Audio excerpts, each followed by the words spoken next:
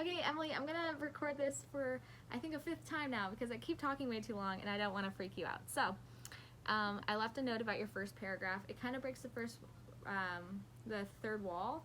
Um, Talking about the assignment you're writing the paper for, kind of, I don't know, it doesn't, write this as if it's for a general audience. Like I'm telling a general audience my story, not, hey guys, this was my English assignment for the week, you know? So that's how I felt about the first paragraph and title, because it's just the title of the assignment. And you mentioned the title of the assignment is personal essay, so why not make it personal? I don't really like that being in the paper, but anyways, parentheses kind of drive me crazy. You'll notice I don't use them ever, but you use them very often, so we have very different styles of writing.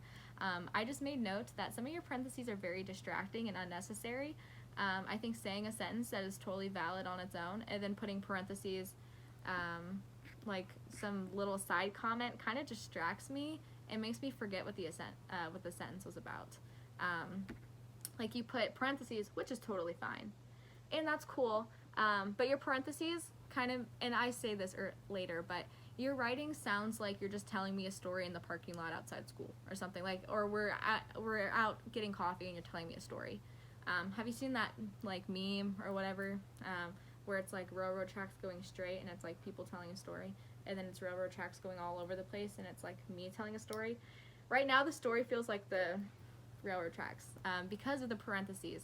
It's a bunch of side comments that aren't necessary and they're very distracting to the actual content, so I would cut most of the parentheses because none of them are really necessary. There's a few that I said, hey, you should combine this in the actual sentence, and then there's one that I said, hey, this doesn't even have to be a parenthesis, make it its own sentence. So I have a lot of notes about parentheses.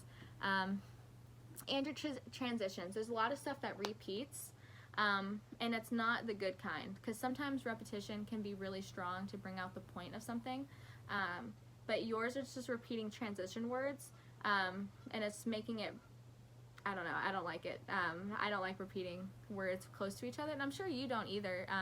It's just maybe writing it you didn't notice, so I'm highlighting them so you can see that. You start sentences with but very often and very often, which are transition words typically used in a sentence instead of to start a sentence, and it's totally valid to start a sentence with them in certain situations, but you start sentences very often with them, so I'm also going to highlight that, because you can just, most of the time, just cut but and whatever the following word is a totally valid way to start the sentence. The and the but's not even necessary.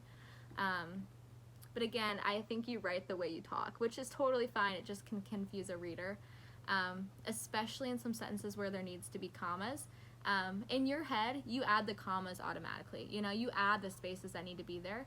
But since I'm not you and I'm just reading this for the first time, your sentences can get very confusing if you don't put those commas, because those commas are to tell me that you put a space there when you say it, so that when I read it, I will put the space in there as well, and the sentence will make sense to me. Does that clear up some stuff? So if I would read through this, and if you're putting a pause in a sentence, put a comma where you would put a pause. Does that make sense?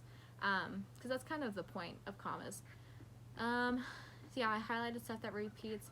So it's kind of a lot of notes, but they're very pinpointed, picky notes. Because I don't have any general notes. I think generally the content's good. I'm glad you shared your story. I appreciate it a lot.